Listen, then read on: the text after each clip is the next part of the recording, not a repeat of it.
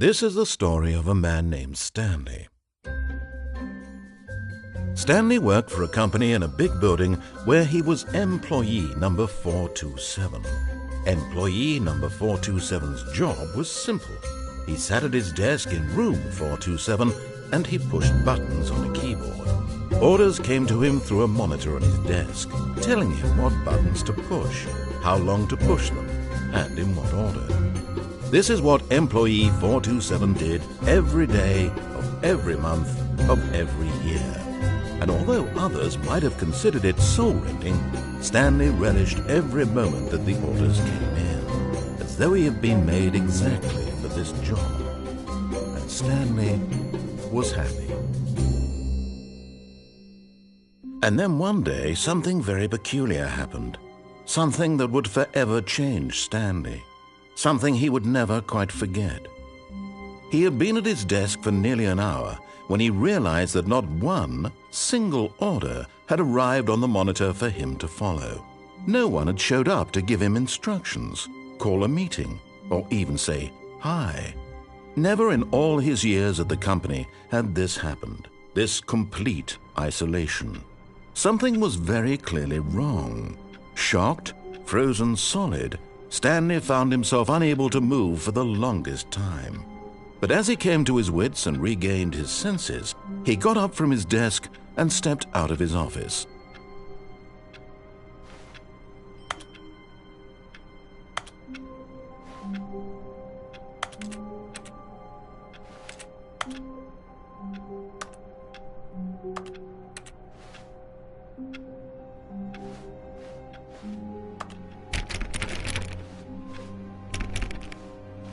All of his co-workers were gone. What could it mean? Stanley decided to go to the meeting room. Perhaps he had simply missed a memo. No matter how hard Stanley looked, he couldn't find a trace of his co-workers.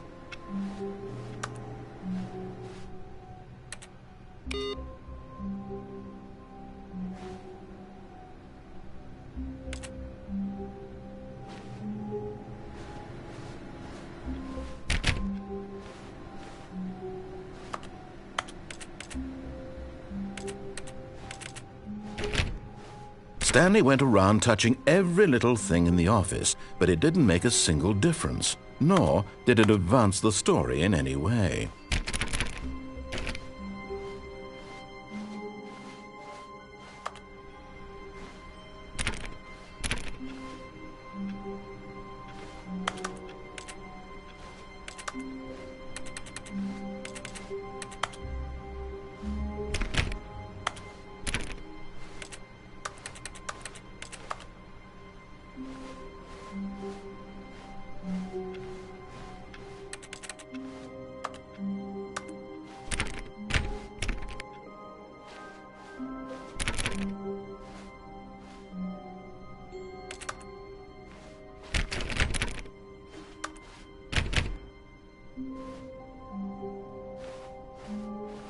When Stanley came to a set of 2 open doors, he entered the door on his left.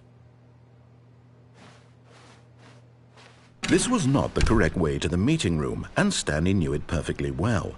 Perhaps he wanted to stop by the employee lounge first, just to admire it.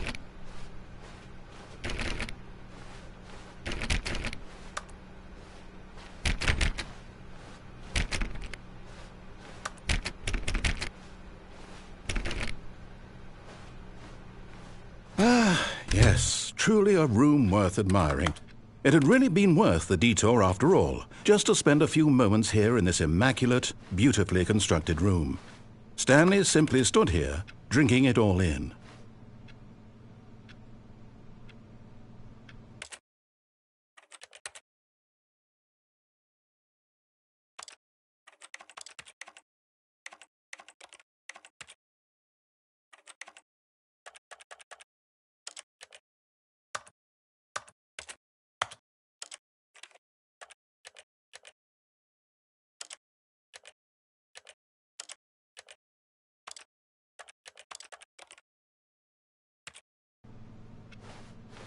But eager to get back to business, Stanley took the first open door on his left.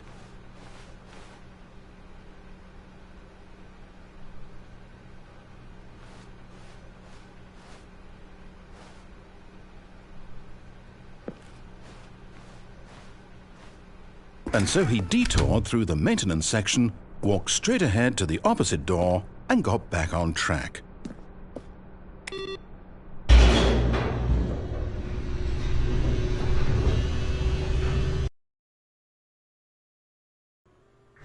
But Stanley didn't want to go back to the office. He wanted to wander about and get even further off track. So now in order to get back, he needed to go, from here it's, left. Oh, no, it's to the right, my mistake.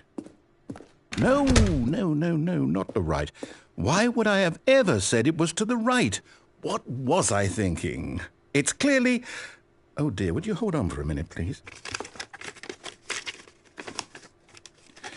Now, let's see. We went down right, left, down, left, right. Yep, okay, yes. I've got it now. This story is absolutely, definitely this way.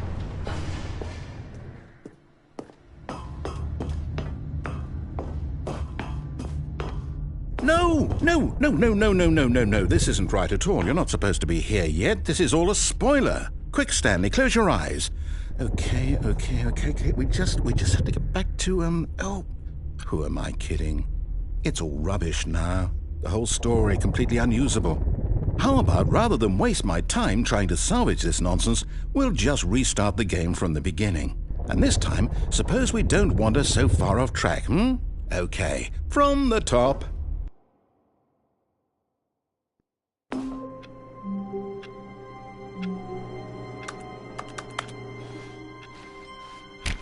All of his co-workers were gone. What could it mean? Stanley decided to go to the meeting room. Perhaps he had simply missed a memo.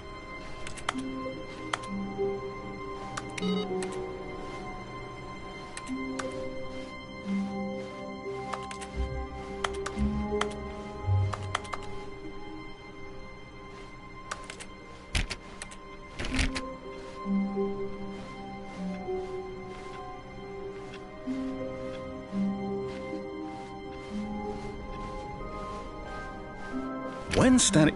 Wait, what? No, I restarted. I swear I definitely restarted the game over, completely fresh. Everything should be... Or did something change?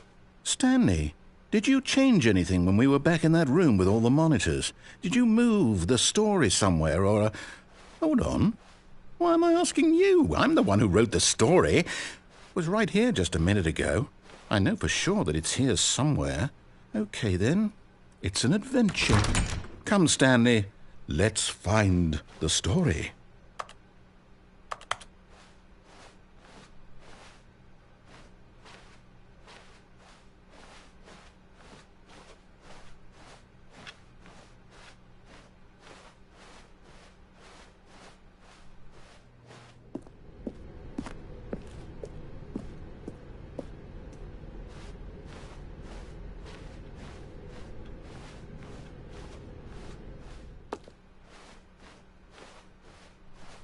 I'll say it. This is the worst adventure I've ever been on. I can promise you there definitely was a story here before. Do we need to restart the game again? Well, I find it unlikely that we'll ever progress by starting over and over again, but it's got to be better than this. Okay, let's give it a shot. Why not?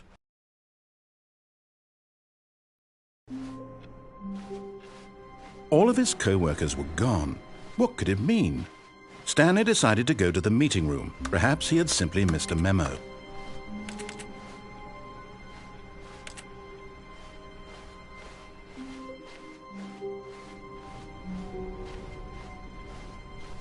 Okay, yep, it's worse. I might be remembering this wrong. It's possible the story is back where we just came from. Why don't we go back the other direction and see if we missed anything?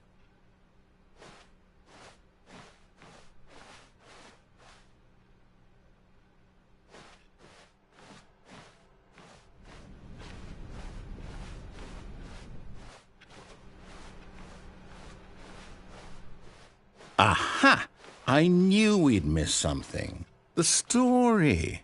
Here it comes. No, wait. Never mind. Not the story. Okay, let's head back the other way and retrace our steps.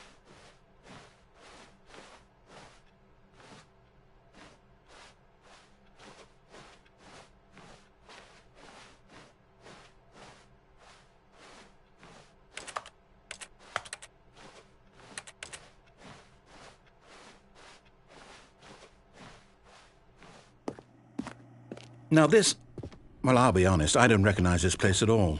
Is this the story? I don't think so. I can't quite recall, but I believe my story took place in an office building. Is that correct? Do you remember, Stanley? Well, do you know what? Since I've completely forgotten what we were supposed to be doing, how about this? You win! Congratulations! I know you put in a lot of hard work, and it really paid off, so good job. Oh, no, I don't feel right about this at all. We both know you didn't put in any actual work for that win. Some people win fair and square, and this was not one of those situations. Okay, I'm getting weirded out by whatever this place is. I don't care what might happen this time, I have to restart.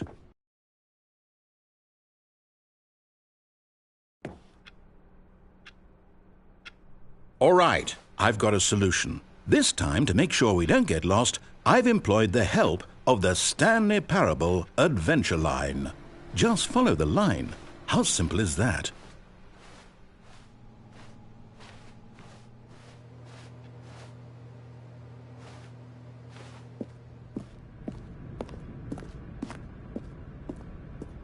You see? The line knows where the story is. It's over in this direction. Onward, Stanley, to destiny. Though, here's a thought. Wouldn't wherever we end up be our destination, even if there's no story there? Or to put it another way, is the story of no destination still a story? Simply by the act of moving forward, are we implying a journey such that a destination is inevitably conjured into being via the very manifestation of the nature of life itself? Whoa. Hang on. That got a bit weird back there. Well, I'd like to apologize. Not sure where I was going with all that. You know what? I think what we need right now is a bit of music to lighten the mood.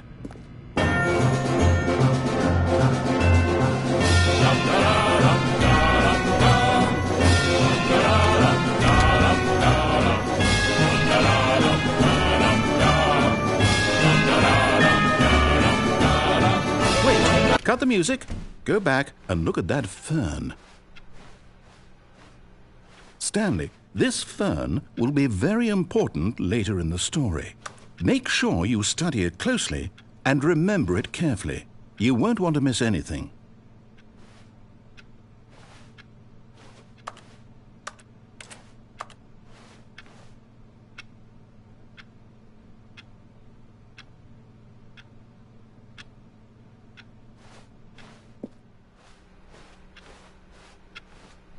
Wait, what? We're back at the office? No. Line, you do know we're looking for the Stanley Parable, right? The story? Is any of this ringing a bell?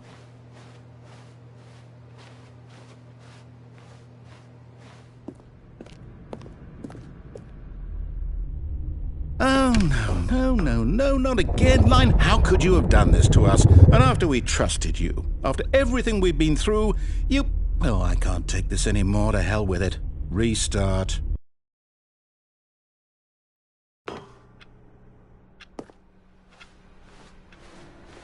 You know what, Stanley?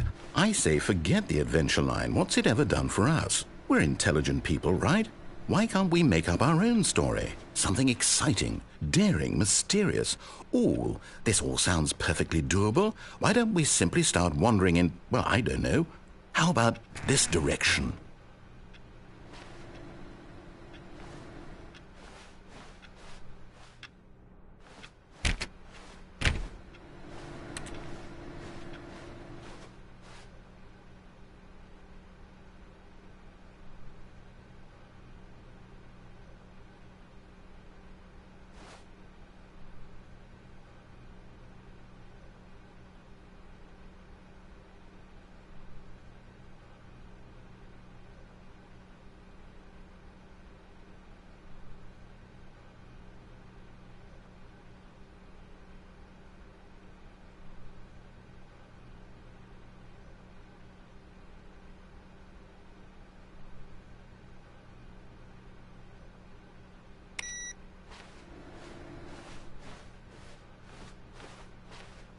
Now, yes, this is exciting. Just me and Stanley forging a new path, a new story. Well, it could be anything.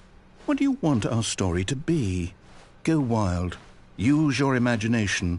Whatever it might be, Stanley, I'm ready for it.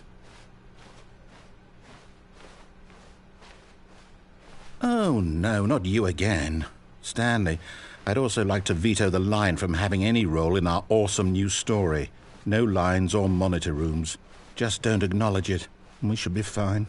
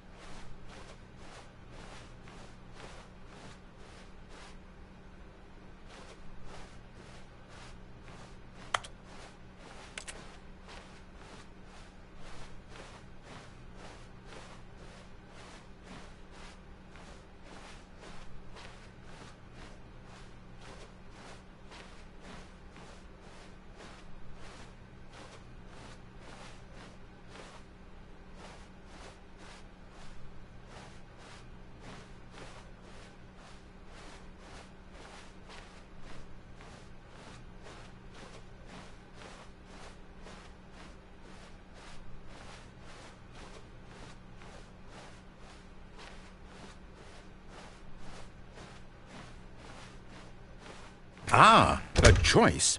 We get to make a decision. From here, the story is in our control. How important we mustn't squander the opportunity. In fact, I believe I need a minute to think here. Just walk in circles for a minute. Okay, so I know that each door has to lead somewhere, which means that somewhere, the place where we're trying to go, there must be a reverse door that leads here.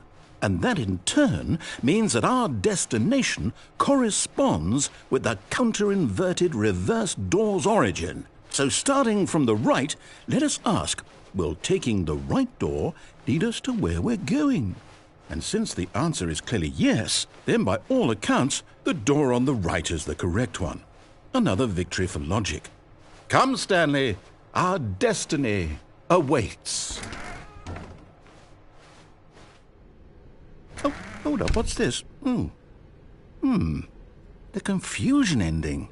You're telling me that's what this is? It's all one giant ending? And we're supposed to restart the game, what, eight times? That's really how all this goes? It's all determined?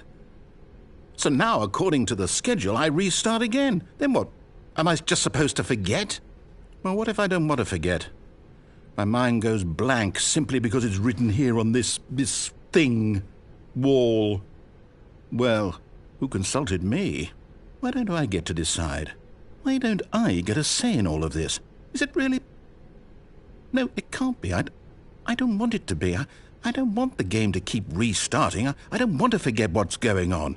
I don't want to be trapped like this. I won't restart the game. I won't do it. I won't do it. I won't do it. And the timer stopped? Does that mean, did we do it? Did we break the cycle? The, whatever it is that made this schedule? How would we even know? Will someone come for us?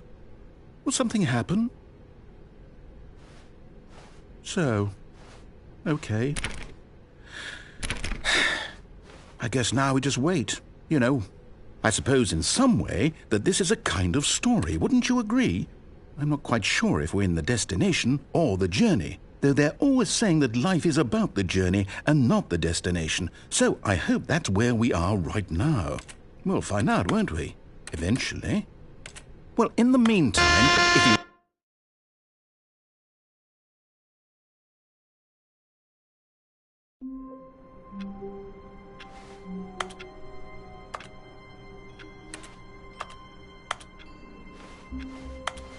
All of his co-workers were gone.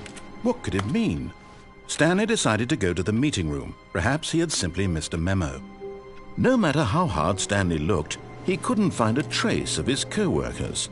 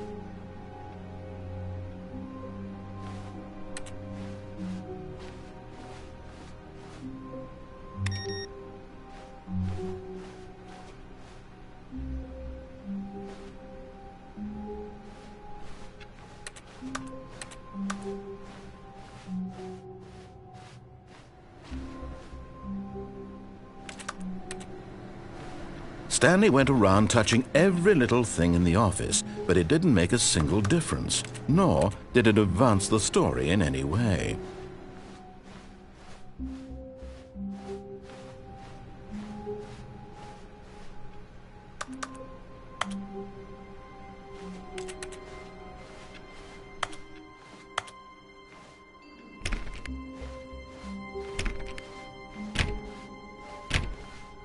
When Stanley came to a set of 2 open doors, he entered the door on his left.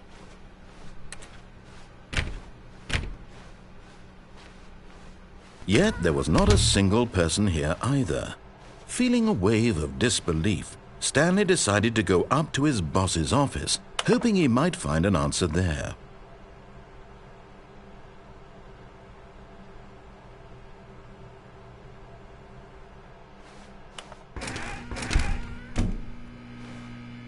Stanley stepped into the broom closet, but there was nothing here, so he turned around and got back on track.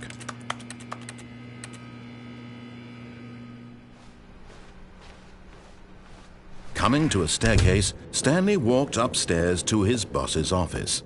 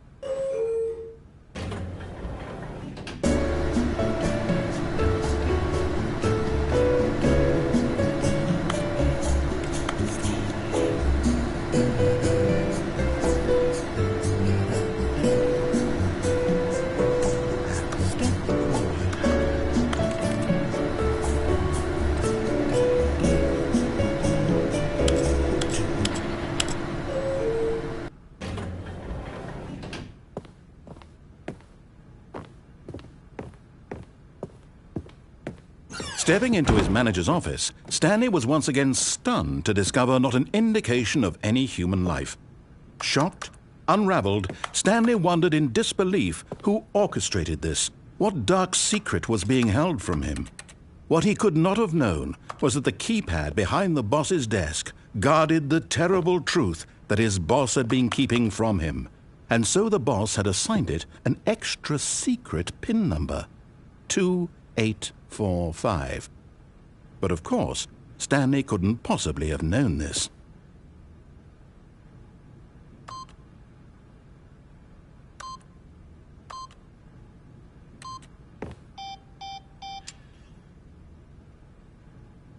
Stanley just sat around twiddling his thumbs. Trying to input anything on the device was useless, since he could never possibly know that the combination was 2845. Yet incredibly, by simply pushing random buttons on the keypad, Stanley happened to input the correct code by sheer luck. Amazing! He stepped into the newly opened passageway.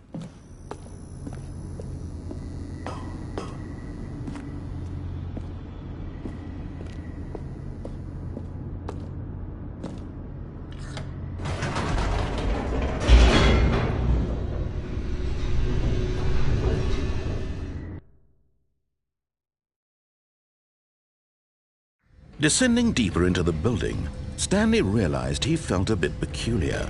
It was a stirring of emotion in his chest, as though he felt more free to think for himself, to question the nature of his job.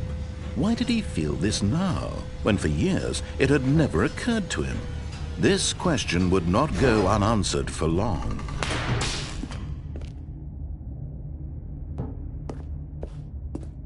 Stanley walked straight ahead through the large door that read Mind Control Facility.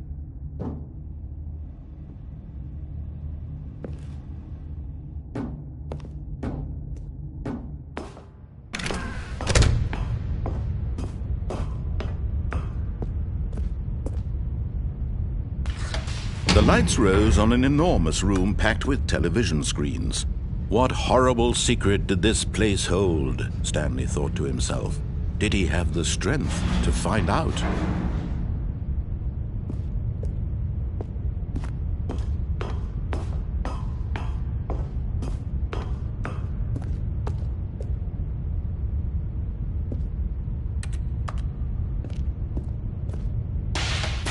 Now the monitors jumped to life, their true nature revealed.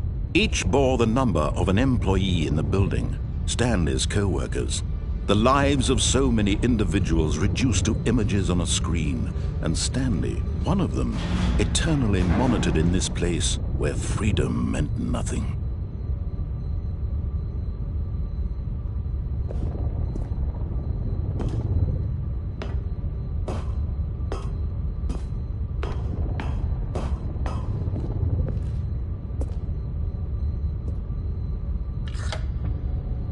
This mind control facility, it was too horrible to believe. It couldn't be true.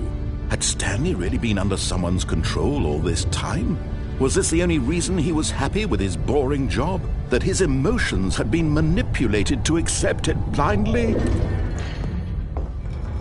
No, he refused to believe it. He couldn't accept it. His own life in someone else's control? Never! It was unthinkable. Wasn't it? Was it even possible?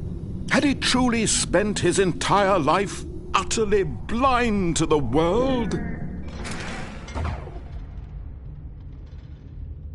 But here was the proof, the heart of the operation.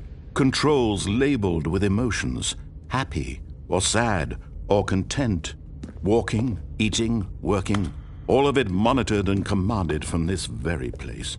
And as the cold reality of his past began to sink in, Stanley decided that this machinery would never again exert its terrible power over another human life, for he would dismantle the controls once and for all.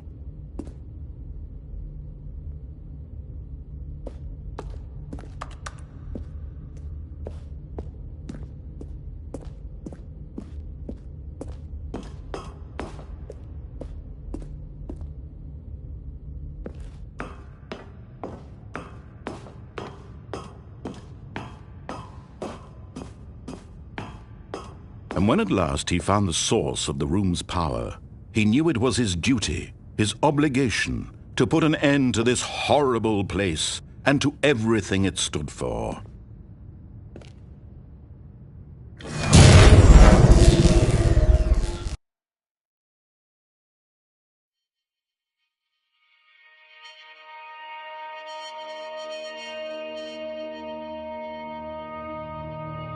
Blackness and a rising chill of uncertainty.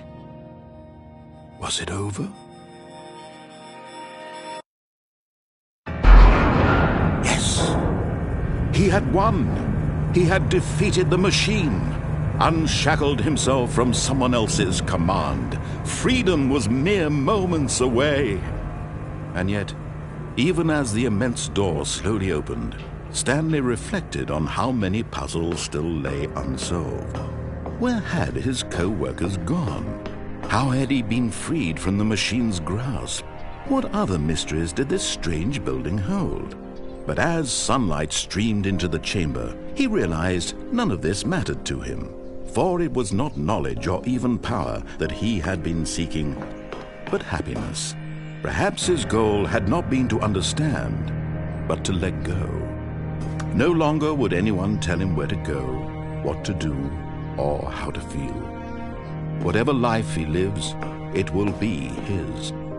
And that was all he needed to know. It was perhaps the only thing worth knowing. Stanley stepped through the open door.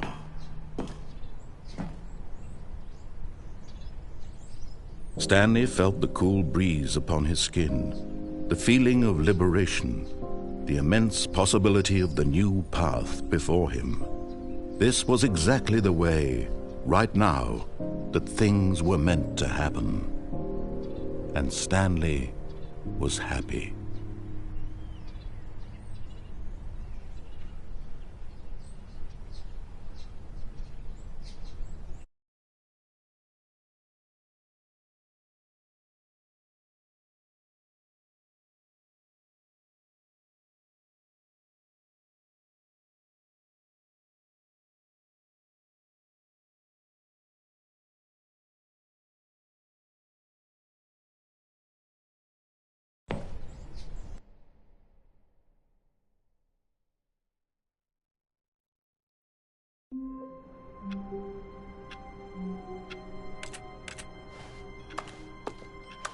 All of his co-workers were gone. What could it mean? Stanley decided to go to the meeting room. Perhaps he had simply missed a memo.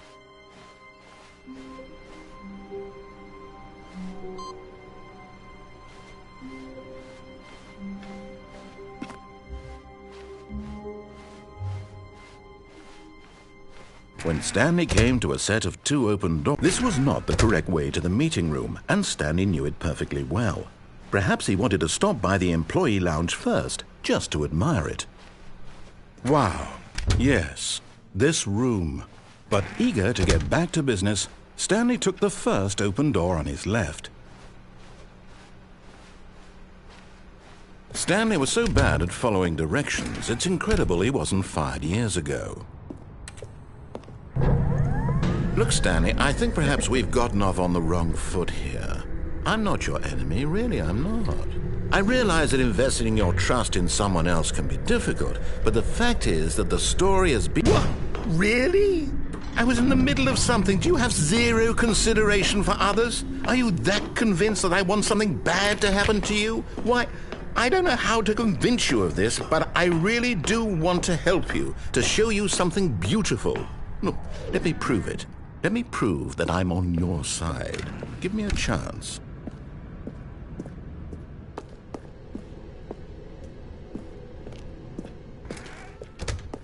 Now listen carefully, this is important. Stanley walked through the red door. Aha, perhaps you misunderstood. Stanley walked through the red door. I still don't think we're communicating properly. Stanley walked through the... All right, fine, go ahead, Stanley. You want to know so badly what's out there? You want to find out what lies at the end of this road you've chosen? Well, don't let me stop you. You see? There's nothing here. I haven't even finished building this section of the map, because you were never supposed to be here in the first place.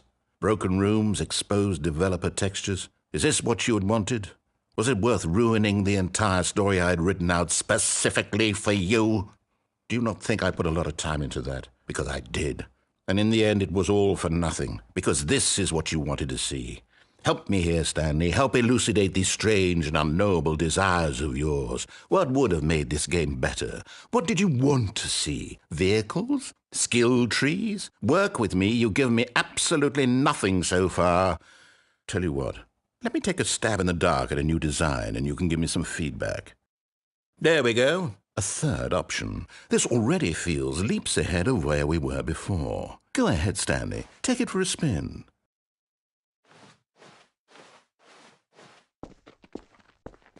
Okay, I'm going to stop you there. Now, tell me about your experience with this new version. Would you say that the game benefited from allowing you more choices?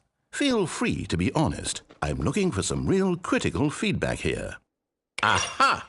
You see, I knew I was onto something. Where do these flashes of inspiration come from? How did I know the game needed a third door? Well, it's instinct mostly, a calling in your gut.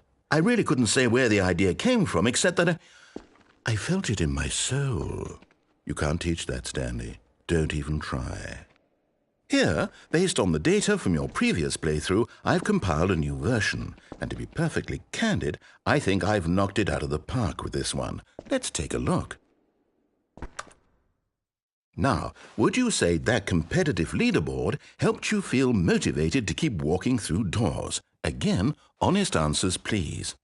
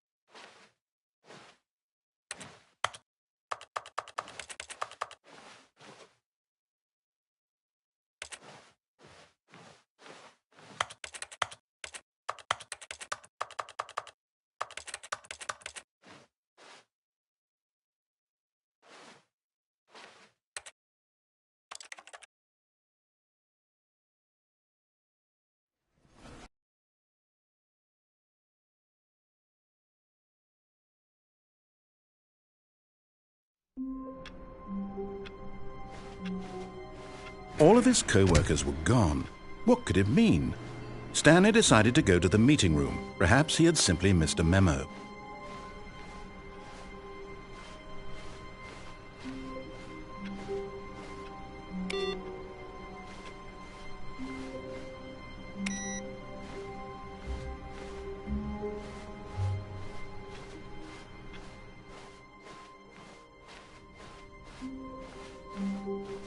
When Stanley came to a set of 2 open doors, this was not the correct way to the meeting room, and Stanley knew it perfectly well. Perhaps he wanted to stop by the employee lounge first, just to admire it. The lounge was sublime, a work of art. But eager to get back to business, Stanley took the first open door on his left. Stanley was so bad at following directions, it's incredible he wasn't fired years ago. Look, Stanley, I think perhaps we've gotten off on the wrong foot here. I'm not your enemy, really, I'm not. I realize that investing your trust, but in his eagerness to prove that he is in control of the story and no one gets to tell him what to do, Stanley leapt from the platform and plunged to his death. Good job, Stanley. Everyone thinks you are very powerful.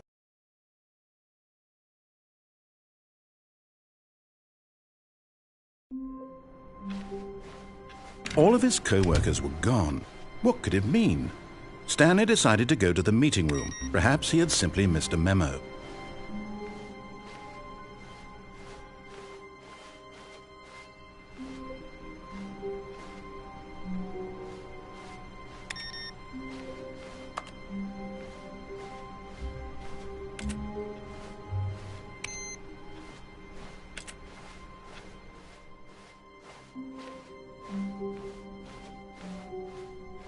When Stanley came to a set of 2 open doors, this was not the correct way to the meeting room, and Stanley knew it perfectly well. Perhaps he wanted to stop by the employee lounge first, just to admire it. Standing now in this incredible room, Stanley for the first, but eager to get back to business, Stanley took the first open door on his left. Stanley was so bad at following directions, it's incredible he wasn't fired years ago. Look, Stanley, I think perhaps we've gotten off on the wrong foot here. I'm not your enemy, really, I'm not. I realize that investing your trust in someone else can be difficult, but the fact is that the story has been about nothing but you all this time. There's someone you've been neglecting, Stanley. Someone you've forgotten about. Please, stop trying to make every decision by yourself. Now, I'm not asking for me, I'm asking for her. This is it, Stanley. Your chance to redeem yourself, to put your work aside, to let her back into your life. She's been waiting.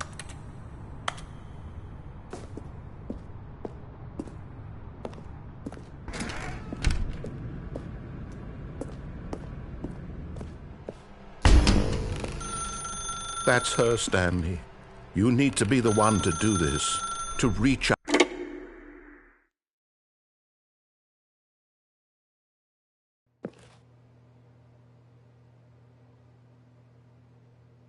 Oh, Stanley, is that you? Hold on, sweetie. Sorry to keep you waiting. I'm just pulling the bread out of the oven. All right. Okay, there we go. All right, now, I want you to come in and tell me all about your day. Gotcha. Oh, come on.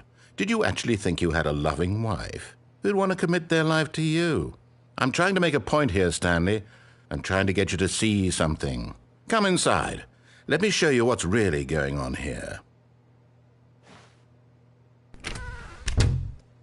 This is a very sad story about the death of a man named Stanley.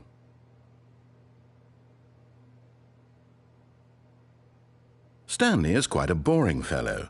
He has a job that demands nothing of him, and every button that he pushes is a reminder of the inconsequential nature of his existence. Look at him there, pushing buttons, doing exactly what he's told to do. Now he's pushing a button. Now he's eating lunch. Now he's going home. Now he's coming back to work. One might even feel sorry for him, except that he's chosen this life.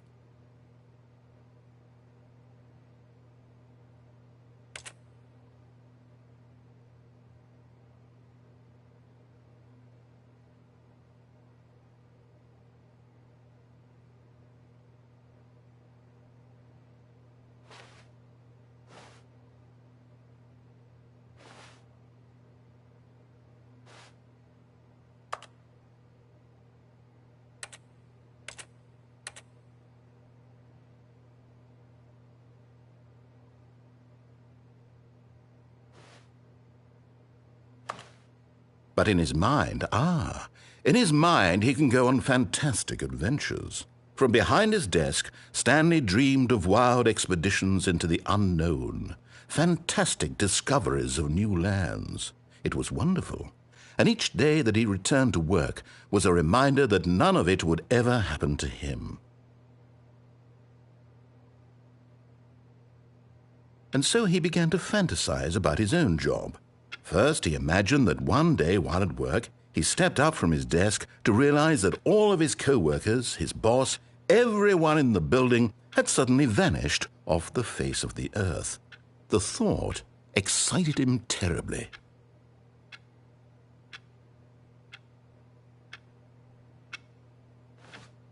So he went further.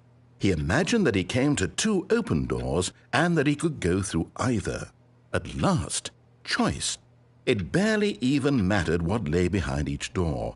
The mere thought that his decisions would mean something was almost too wonderful to behold.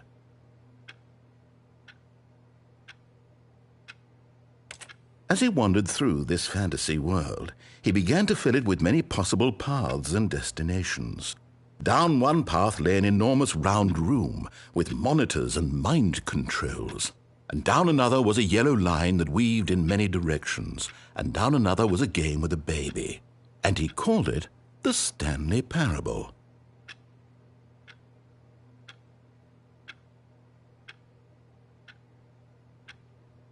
It was such a wonderful fantasy, and so in his head he relived it again, and then again, and again, over and over, wishing beyond hope that it would never end, that he might always feel this free.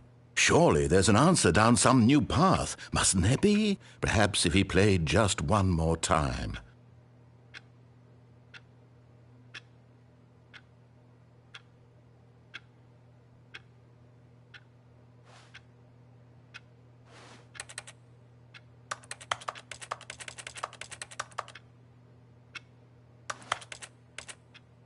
But there is no answer. How could there possibly be? In reality, all he's doing is pushing the same buttons he always has. Nothing has changed. The longer he spends here, the more invested he gets, the more he forgets which life is the real one. And I'm trying to tell him this, that in this world he can never be anything but an observer, that as long as he remains here, he's slowly killing himself. But he won't listen to me. He won't stop. Here, watch this. Stanley, the next time the screen asks you to push a button, do not do it.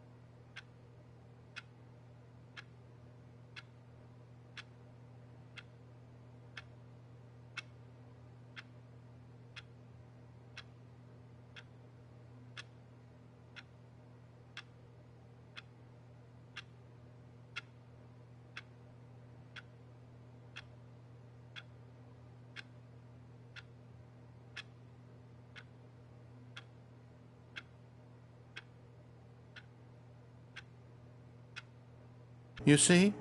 Can he just not hear me?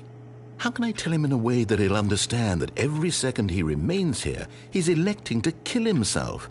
How can I get him to see what I see? How can I make him look at himself? I suppose I can't, not in the way I want him to. But I don't make the rules. I simply play to my intended purpose, the same as Stanley. We're not so different, I suppose. I'll try once more to convey all this to him. I'm compelled to. I must. Perhaps, well, maybe this time he'll see. Maybe this time. And I tried again, and Stanley pushed a button. And I tried again, and Stanley pushed a button. And I tried.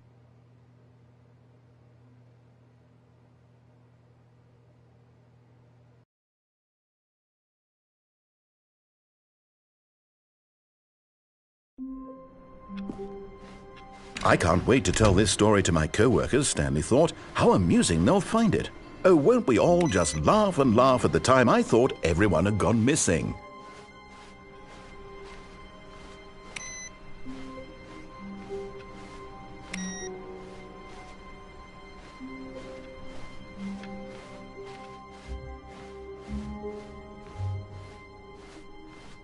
When Stanley came to a set of 2 open doors, this was not the correct way to the meeting room, and Stanley knew it perfectly well.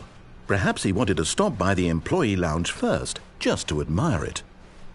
Stanley felt lightheaded, butterflies in his stomach, but eager to get back to business, Stanley took the first open door on his left. Stanley was so bad at following directions, it's incredible he wasn't fired years ago.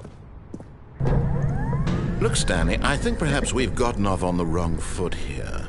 I'm not your enemy, really, I'm not.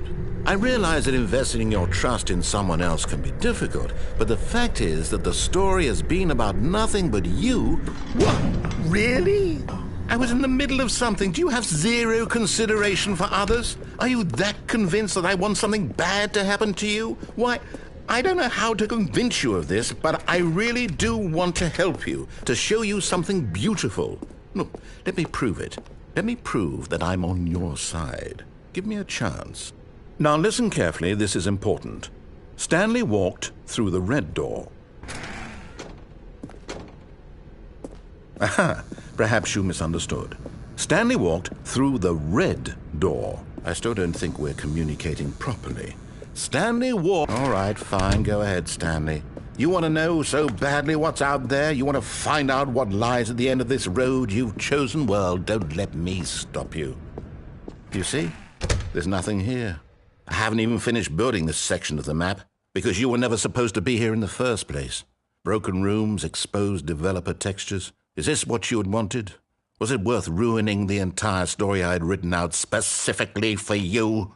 Do you not think I put a lot of time into that? Because I did. And in the end, it was all for nothing, because this is what you wanted to see. Help me here, Stanley. Help elucidate these strange and unknowable desires of yours. What would have made this game better? What did you want to see? Vehicles? Skill trees? Work with me. You've given me absolutely nothing so far. Tell you what, let me take a stab in the dark at a new design, and you can give me some feedback. There we go. A third option. This already feels leaps ahead of where we were before. Go ahead, Stanley. Take it from... Okay, I'm going to stop you there. Now, tell me about your experience with this new version. Would you say that the game benefited from allowing you more choices? Feel free to be honest. I'm looking for some real critical feedback here. Oh, of course. A 3. Really? Maybe next time we can get you to form an actual opinion, you know? Any level of critical thinking or engagement with your surroundings? Does that sound good? Think we can do that? Yes? Wonderful. Here, based on the data from your previous playthrough, I've compiled a new version. And to be perfectly candid, I think I've knocked it out of the park with this one. Let's take a look.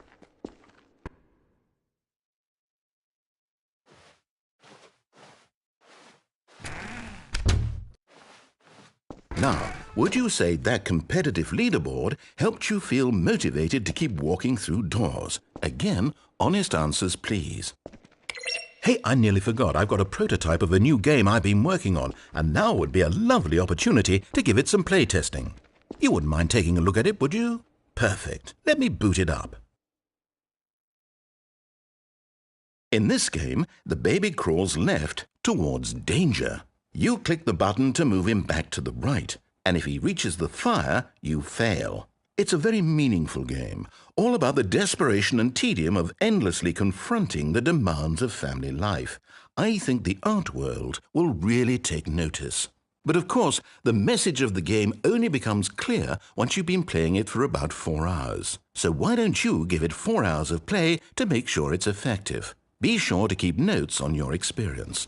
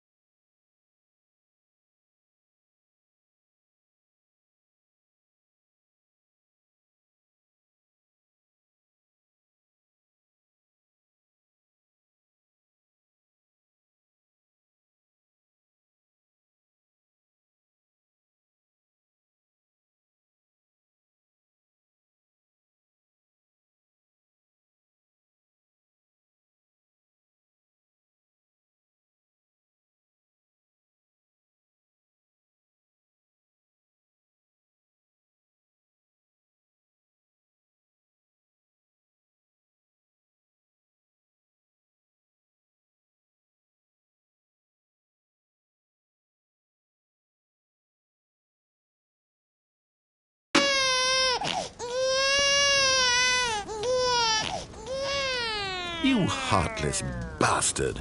Did you do it because you hate babies or purely to spite me?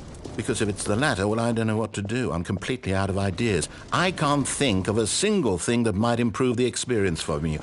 I'm not even going to try. I'm out, I'm done. It's over. Thank you for playing. Your input was extremely valuable. Oh, hey, since my game was so awful, why don't we play someone else's game, just to ease the pain? Let's see. What do we have here? Yes, this seems like it'll work. Let's give it a shot.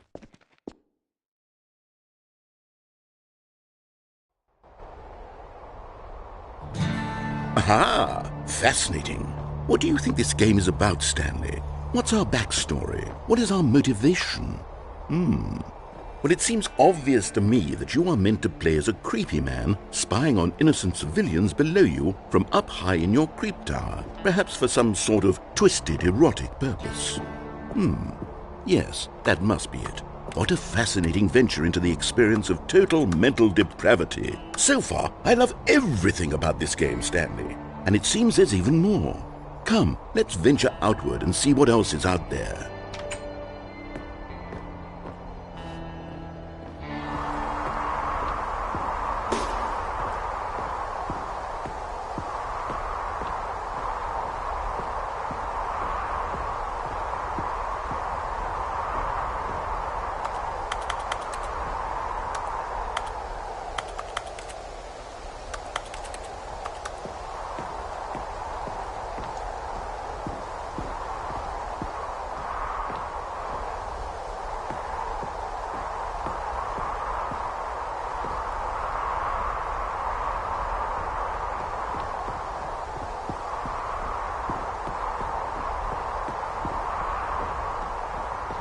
Oh, no. No, it can't be.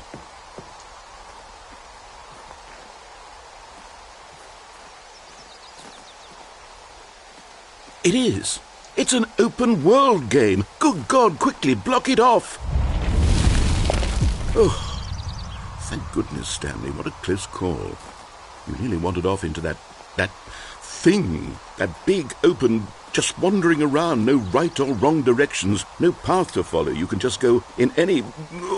Oh, thank heavens we avoided it. We're out of the woods now, Stanley. Okay, I'm going to get us out of here. Let's find another game. Preferably something with walls. Something with nice, big, insurmountable walls.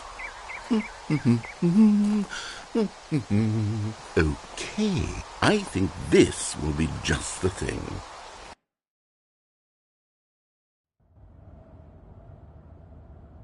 Wonderful. See, this is exactly what I had in mind. Just a nice big box for you to run around in. There isn't any possibility that you could get lost here. Now this is game design. Stanley, if you manage to get lost in this game, I will be phenomenally impressed. Okay, so what exactly do we do here? Let's see. There are lots of cars here in the back, but obviously there's no racetrack. Okay, I'm seeing that there's a ball of some kind back here. Is this game sports ball? Stanley, I think it's sports ball. Oh, what fun. We shall run the bases and do a touchdown together? Yes, I think surely we must. Okay, Stanley, here's the ball. Have fun.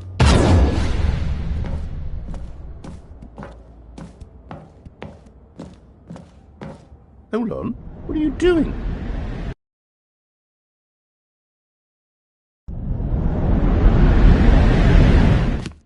Stanley, don't do that. I can't follow you there. I can't help you. How will you write a story without me? You can't do it. You know that. Stanley, come back.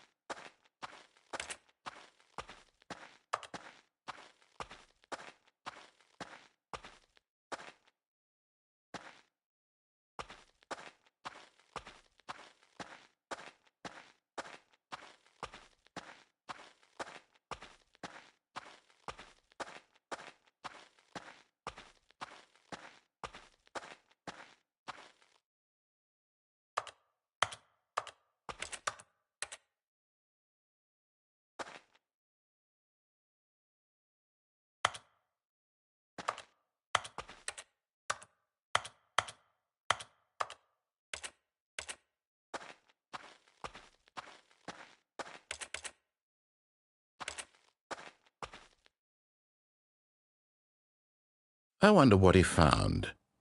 If what he wanted was to be the leading man in his own story, well, perhaps he's gotten it, down in wherever he is right now. I wonder if he's happy with his choice, and if he's learned the heavy cost that comes with it. He'll understand soon what I was trying to tell him. He needs me.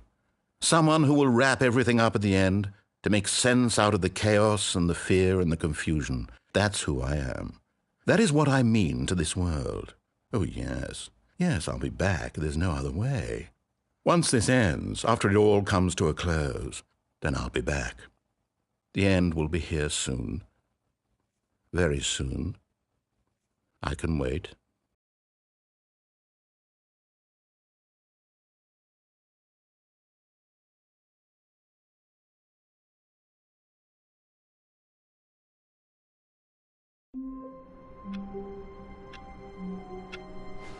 All of his co-workers were gone. What could it mean? Stanley decided to go to the meeting room. Perhaps he had simply missed a memo.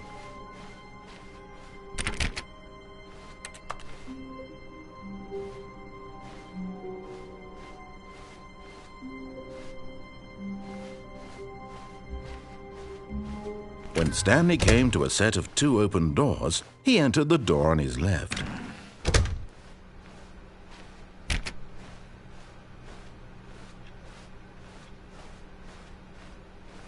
Yet there was not a single person here either.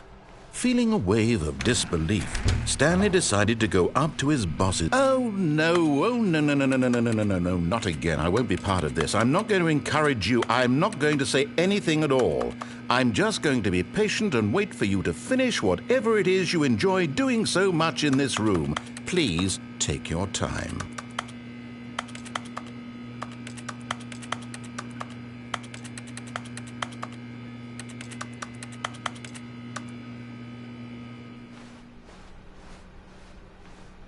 Coming to a staircase, Stanley walked upstairs to his boss's office.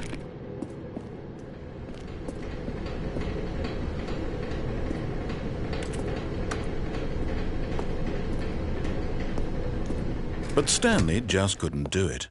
He considered the possibility of facing his boss. Admitting he had left his post during work hours, he might be fired for that. And in such a competitive economy, why had he taken that risk? All because he believed everyone had vanished? His boss would think he was crazy. And then something occurred to Stanley. Maybe, he thought to himself, maybe I am crazy. All of my co-workers blinking mysteriously out of existence in a single moment for no reason at all? None of it made any logical sense. And as Stanley pondered this, he began to make other strange observations. For example, why couldn't he see his feet when he looked down? Why did doors close automatically behind him wherever he went? And for that matter, these rooms were starting to look pretty familiar. Were they simply repeating? No, Stanley said to himself, this is all too strange. This can't be real. And at last, he came to the conclusion that had been on the tip of his tongue. He just hadn't found the words for it. I'm dreaming, he yelled. This is all a dream. Oh, what a relief Stanley felt to have finally found an answer, an explanation.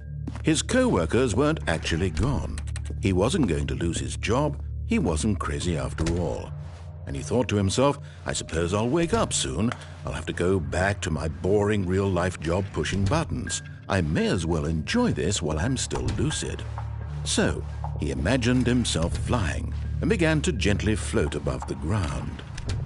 Then he imagined himself soaring through space on a magical starfield, and it too appeared. It was so much fun, and Stanley marveled that he had still not woken up. How was he remaining so lucid?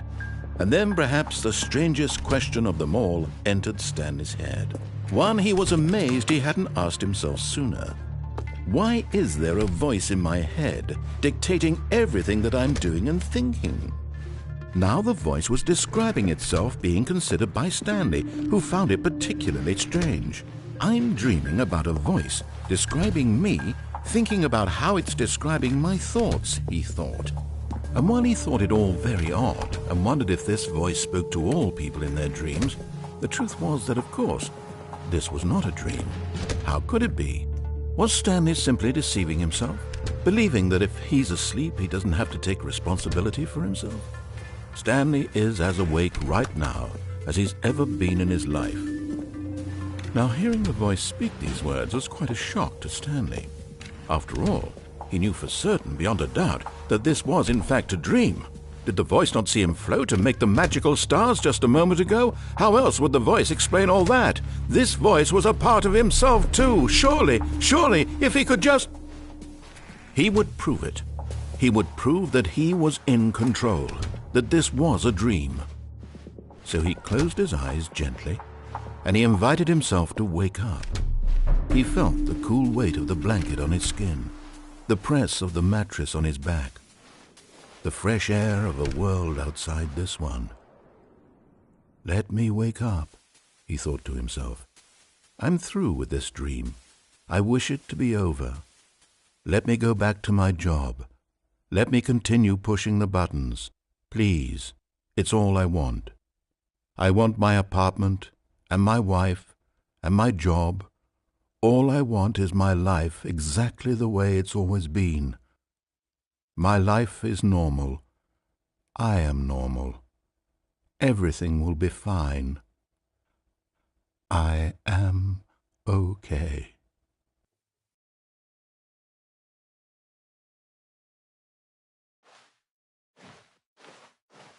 Stanley began screaming. Please, someone, wake me up. My name is Stanley. I have a boss. I have an office. I am real. Please, just someone tell me I am real. I must be real. I must be. Can anyone hear my voice? Who am I? Who am I? And everything went black.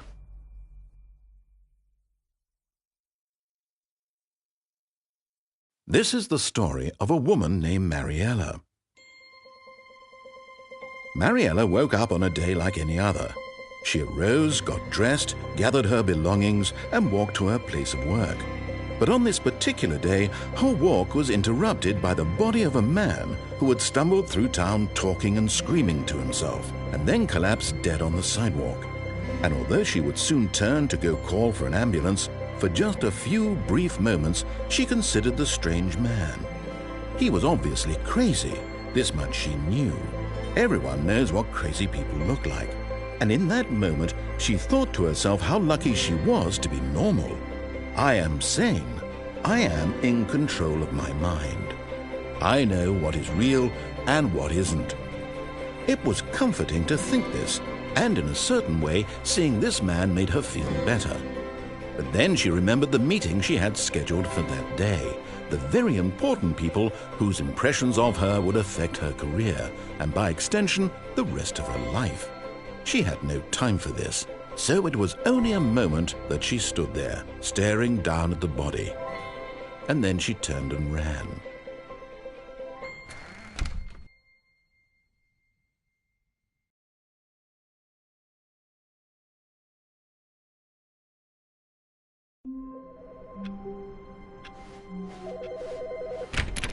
Oh, please. Are you really just doing this for the trophy? Click a door 5 times? Is that all you think a trophy is worth? No. I can't just give these merits away for such little effort. A measly 5 clicks. Now, suppose you were to click the door 20 times. I would say that's the kind of effort that warrants recognition. I have to say, I'm still not feeling the satisfaction of witnessing true effort for a noble cause. Perhaps 50 clicks will do it. Yes, almost certainly 50 clicks.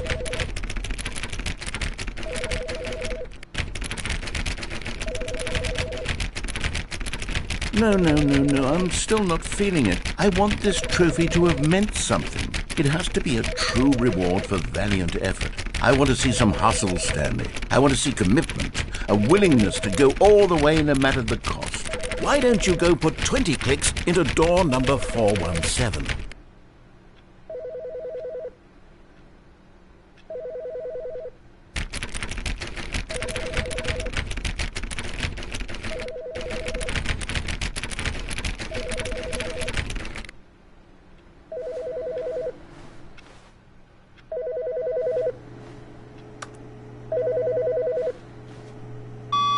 Good morning. Thank you for contacting the Future Happiness Foundation. We are confirming your shipment of 1,327 cardboard boxes to your place of work. Can you verify that this is correct? Excellent. Your order will arrive shortly. Thank you again for contacting the Future Happiness Foundation.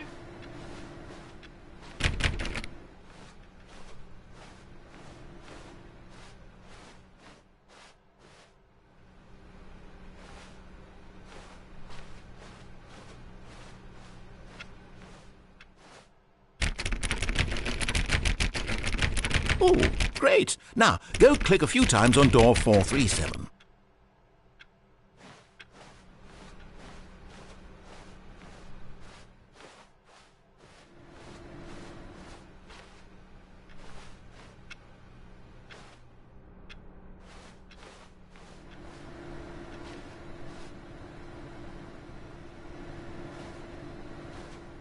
Excellent! I think we're getting somewhere. Now, door 415. Let's give it 10 clicks or so.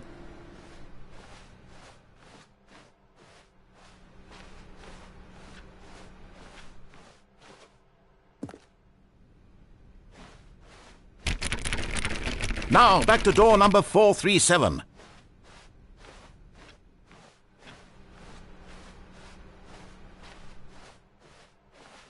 Let's see. How about you click on, well, I don't know, the copy machine? All right, back to room 417. I'm really feeling it now. I think we're getting somewhere.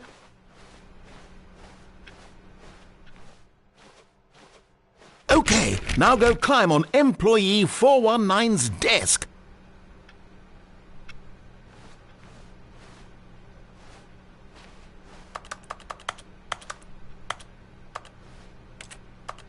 Yes! This is great! You're putting it all on the line, Stanley. I like that. All right, let's keep it up. Go give me a few clicks on door 416.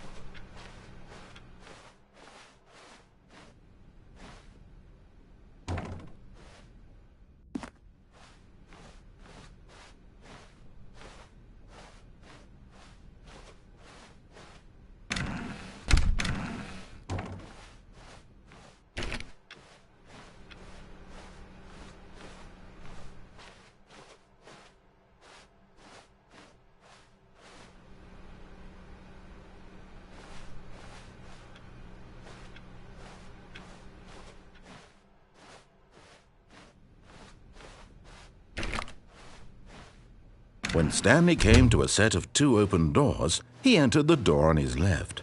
This was not the correct way to the meeting room, and Stanley knew it perfectly well. Perhaps he wanted to stop by the employee lounge first, just to admire it.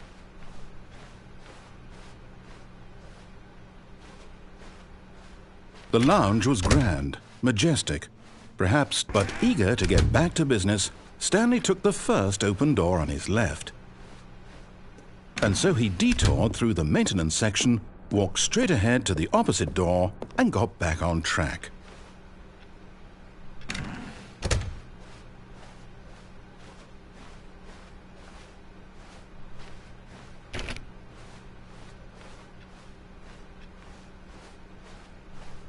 Yet there was not a single person here either. Feeling a wave of disbelief, Stanley decided to go up to his boss's office. Coming to a staircase, Stanley walked upstairs to his boss's office.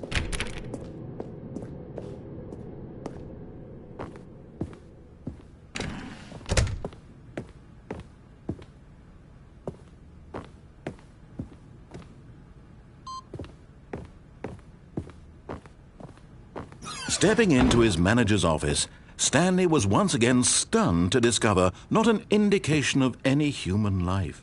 What could it mean? Stanley wondered aloud to nobody. He began wildly tearing through papers on the boss's desk, pulling books off the shelf, looking behind paintings, desperate for clues to his situation. But his attention was caught by a keypad behind the boss's desk. What could its purpose be? In fact, this keypad guarded the terrible secret that lay buried below his feet. And so the boss had assigned it an extra secret PIN number, 2845. But of course, Stanley couldn't possibly have known this. Yet incredibly, by simply pushing random buttons on the keypad, Stanley happened to input the correct code by sheer luck. Amazing! He stepped into the newly opened passageway.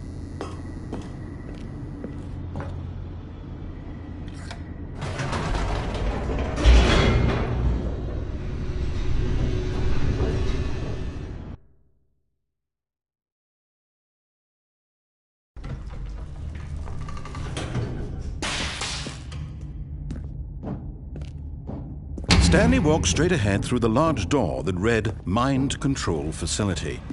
Although this passageway had the word escape written on it, the truth was that at the end of this hall, Stanley would meet his violent death. The door behind him was not shut. Stanley still had every opportunity to turn around and get back on track. At this point, Stanley was making a conscious, concerted effort to walk forward and willingly confront his death.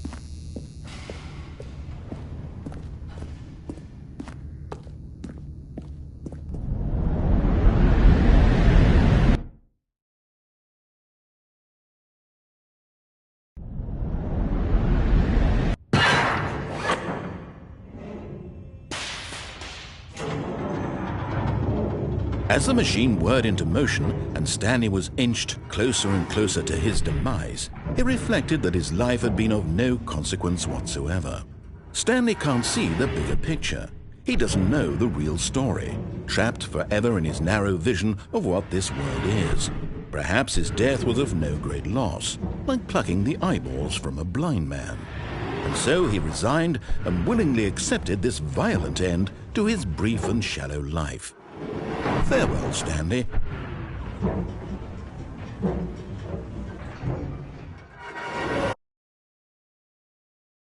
"Farewell, Stanley," cried the narrator, as Stanley was led helplessly into the enormous metal jaws. In a single visceral instant, Stanley was obliterated as the machine crushed every bone in his body, killing him instantly.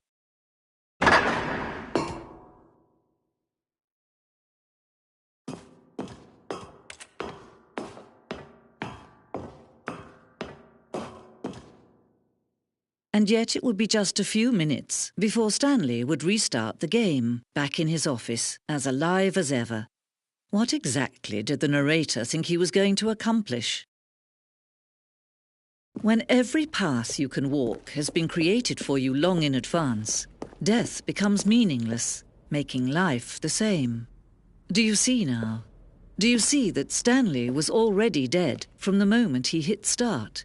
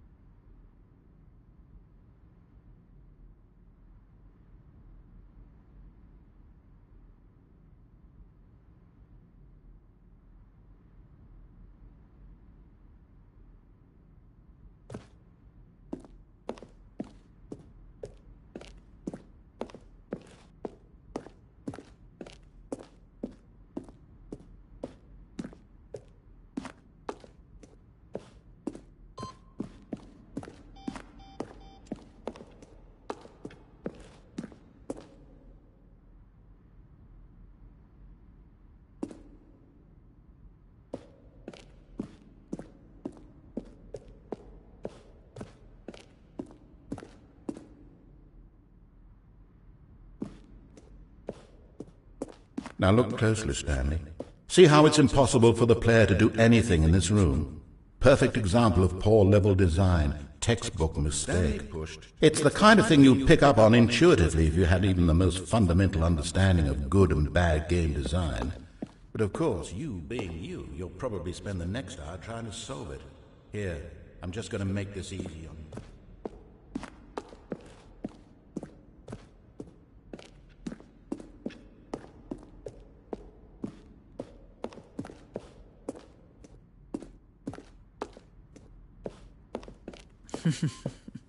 Oh, look at these two. How they wish to destroy one another. How they wish to control one another. How they both wish to be free.